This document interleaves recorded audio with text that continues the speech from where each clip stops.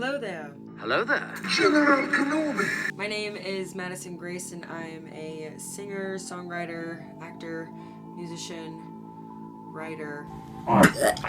Today, I wanted to dive into something that I think a lot of people are asking themselves. What makes a song good? Is it the lyrics, the production, the melody, or is it something deeper? Something wired in our brains, shaped by thousands of years of space and sound.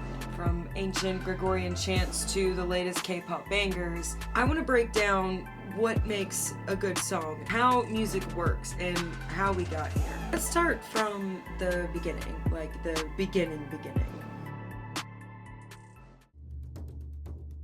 It's believed that early humans used rhythm and sound to connect with each other, with nature, with whatever they believed was out there. They chanted around fires, they used bear femurs and animal bones to create flutes, and before that, it's believed that they used hollowed out logs with dehydrated and stretched animal skin held together with rope to create drums. Music meant survival, spirituality, and community. Eventually, we began to form societies and communities and cities. Organized religion was introduced, and music evolved to something else, something more sacred. It was used in rituals, temples, and ceremonies. And as we evolved, so did music's role in our life. It became more woven into religious practices and started taking on a more formal, sacred function. In many ancient civilizations, including Mesopotamia, Egypt, China, India, and Greece, music was considered a divine gift, something that connected us to a higher power, to something greater than ourselves. It was really seen as a divine gift and an integral part of religious and societal functions. So let's fast forward the 1000s to the 1800s. Music splits, courtly versus common, or sacred versus secular. Sacred music is more rooted in religious practices focused on worship, liturgical functions, while secular music emerged from social life and served as entertainment and cultural expression. Composers like Mozart, Bach, Beethoven go all in on structure and theory, providing both secular and sacred music, while folk musicians sang raw stories in taverns and in the fields. I'm sure you've all heard Ave Maria, but have you heard any of Henry Purcell's 17th century catches? Catches is short, often humorous, bawdy or topical type song. It's usually sang in a round or a canon with 3 or 4 voices, sometimes more. And Henry Purcell would just make these up on the spot. They'd just be drinking in the bar and they're like, "Hey yo, Hank, I hate my wife. Can you give me a song about my horrible, ugly wife?" And he'd be like, "Sure, okay. Here's a clip of a catch." Pox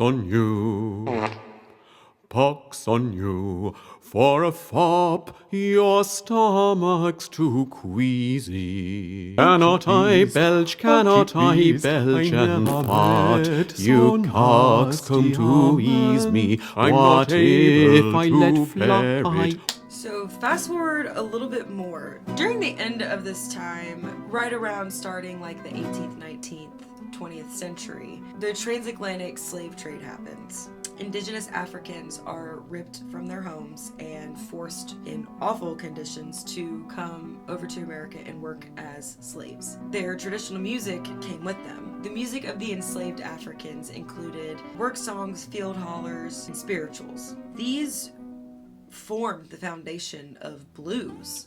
Then the blues made its way up to the Appalachian. Please note, this is a very watered down short version of the history. Kind of want to do a huge deep dive into music history and how we went from grunting around a fire to what we have today. But this was the foundation for blues. Then the blues made its way up to the Appalachian Mountains, where the Scots and the Irish were chilling, and the European folk music and Celtic music fused with the Southern African blues and created bluegrass. Then, the turn of the 19th century, jazz was born, fusing what is now African American musical traditions like blues, ragtime, with European harmonic structures and instrumentation. At this point, music has become so much more than just something sacred or something just for entertainment or a way to worship or pass time. Music has become rebellion, protest, and self-expression. This brings us to modern music. Now, genres kind of blur. What once was easy to decipher has now become very convoluted. But I don't think that's necessarily a bad thing. What is a bad thing, though, I think, is relying too heavily on technology to make the art for you, but that's a whole nother video.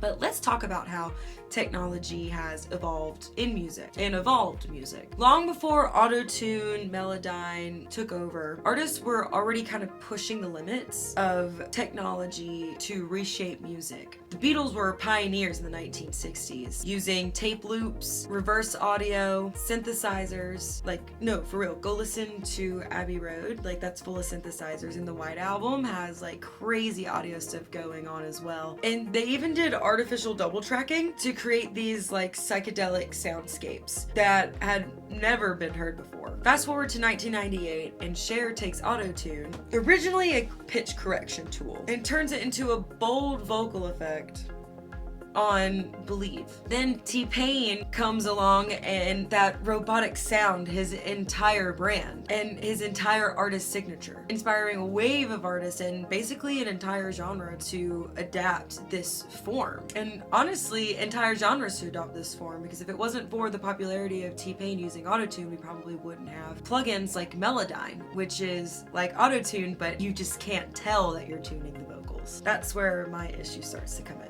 But technology opened new creative frontiers, but it also sparked a debate with all musicians and creatives, as it made music too polished, too artificial. While some feel it distanced us from raw emotion, others argue it's just another instrument. Like anything, it depends on how it's used. To amplify something authentic or to hide something you don't want others to hear. You can probably guess where I fall in the argument. I think if it's used properly, but when it gets to a point that you no longer sound how you sound in real life, I think that should be your answer. So now that we know a brief history behind music and how it's evolved and why it's so important, let's get into the science behind it.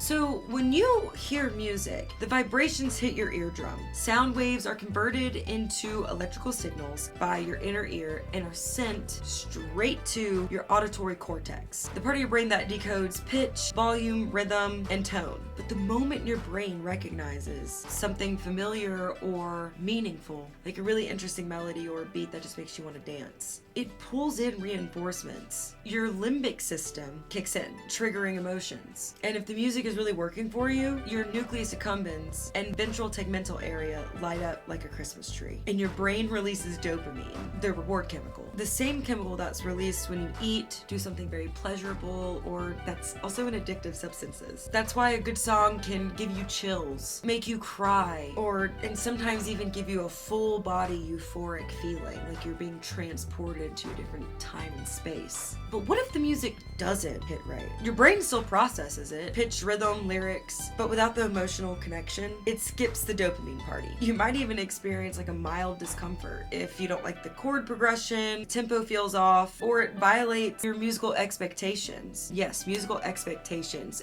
Even if you're not a musician, everyone in some degree has this. That's because we're wired to seek patterns and resolution. When music delivers tension and release, like a satisfying beat drop, a lush harmony, or an unexpected perfect chord progression, the brain actually rewards it. When it doesn't, we disengage. So whether you're vibing or skipping every track after 5 seconds, your brain is constantly judging, reacting, and trying to make sense of what it hears. And at its core, music is just organized vibration. And everything in the universe vibrates, from the atoms in a single grain of grass to a star that's billions and billions of light years away. The Earth itself has a natural frequency of 7.83 hertz, known as the Schumann resonance. Some bands like Lynyrd Skynyrd even tuned their instruments to A432 because they believed it aligned better with nature and our bodies, that it was natural.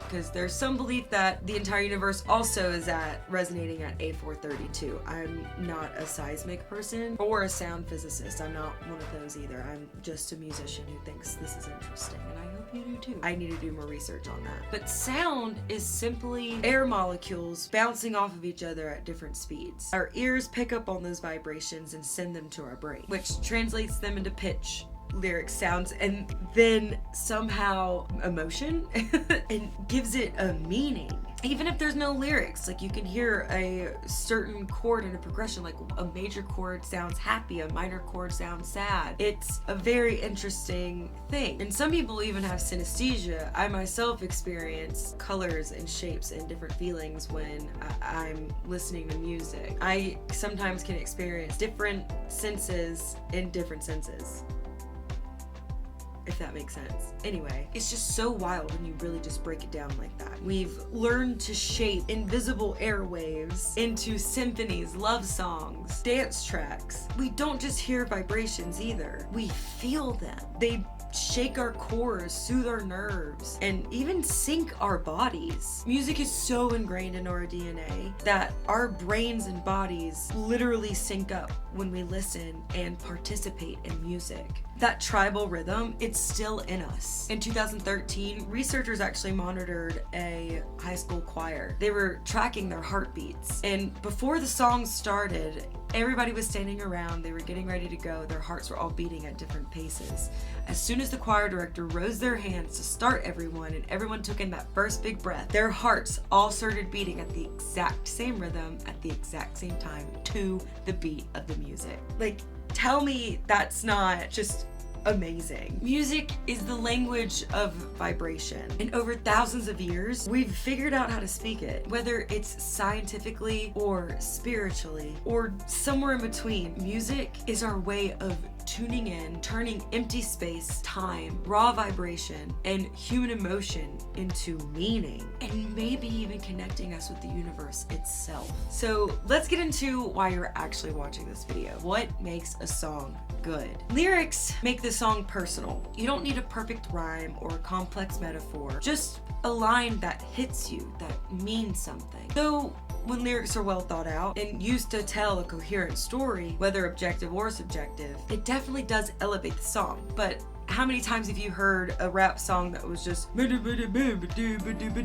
it has a rhythm and it has a mouthfeel and it has something about it that still makes it good. So as we've learned, rhythm is primal. It's in us. That some songs can make you move without even thinking about it. You just instinctively move your body to the beat. Now, the bass and the drums ground the song. It's the heartbeat. It's what keeps the rhythm going. It's the thing that your body responds to before your brain even catches up to what's happening. And I think people like to act like the rhythm section is the least important, you know, the bass and the drums, but they are actually the most important thing in the song. They are what make the song the song. If the bass and the drums decided to just like switch up what they were playing, it would completely change the vibe of the song. The bass and the drums control the vibe, essentially. Now, some songs are great because of how they sound. Like I said before, not necessarily even have good lyrics, but just the way it sounds. Layered, gritty, or spacious. Some are great because of what they mean. Some songs need an entire symphony with layers on layers of backing track vocals and instrumentation, while others just need a piano and a singer. Maybe sprinkle in a tambourine or a shaker there. You know, good production enhances the emotion. It's not just how the song is written, but how it's delivered. You have to let the song speak for itself. Build it layer by layer and see what's missing or what's too much. Music doesn't live in a vacuum. It's shaped by its time. You know, there's a reason why music from the 70s sounds so different from the 80s, that sounds so different from the 90s, and so on. And now we have access to pretty much every song that's ever been recorded and digitized. We have access to it if it's been digitized. And there's so many opportunities for genres to blend and music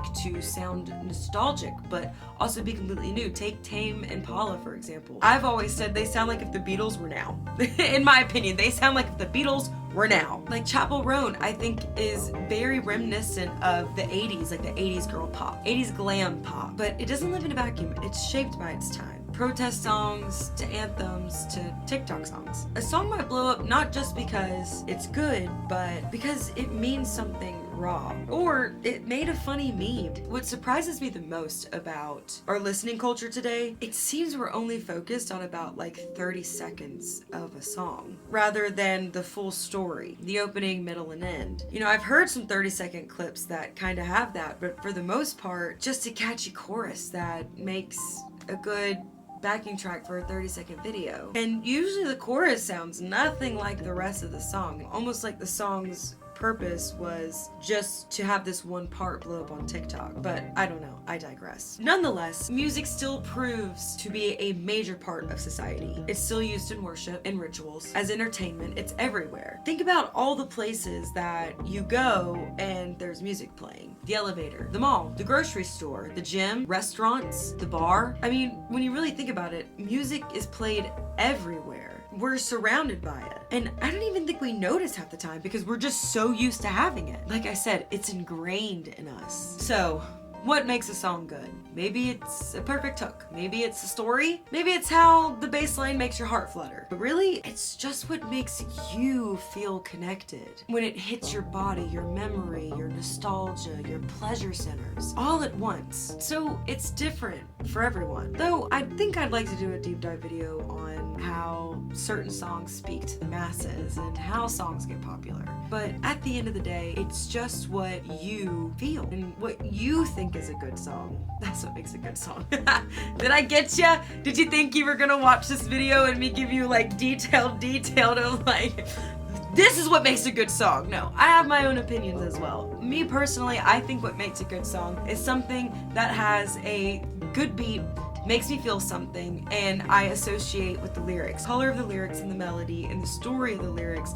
matches the story and melody of the music. But I digress. All of this to say, music is the one language that we all speak. And we get to live in a day and time where there's so many different types of music and we have so many opportunities to self-express through music and build communities through music and through same tastes in music. It's the one thing on earth that we have, and I'm probably gonna piss a few of you off, but it's the one thing that we have that can be spiritually felt and also scientifically measured. Like, yes, math can be scientifically measured. You don't feel that on a spiritual level. And there are things that you feel on a spiritual level, but there's not necessarily any hardcore scientific, like, this is 100% true, real. But music is that thing. It is that thing that everyone can speak. So, what are your thoughts? Let me know what you think in the comments down below. Drop your favorite song and why it's your favorite song. Maybe you just like it, maybe you like the lyrics, whatever. But tell me why you think it's good. I'd like to give it a listen. I don't really have an outro, so, but bye.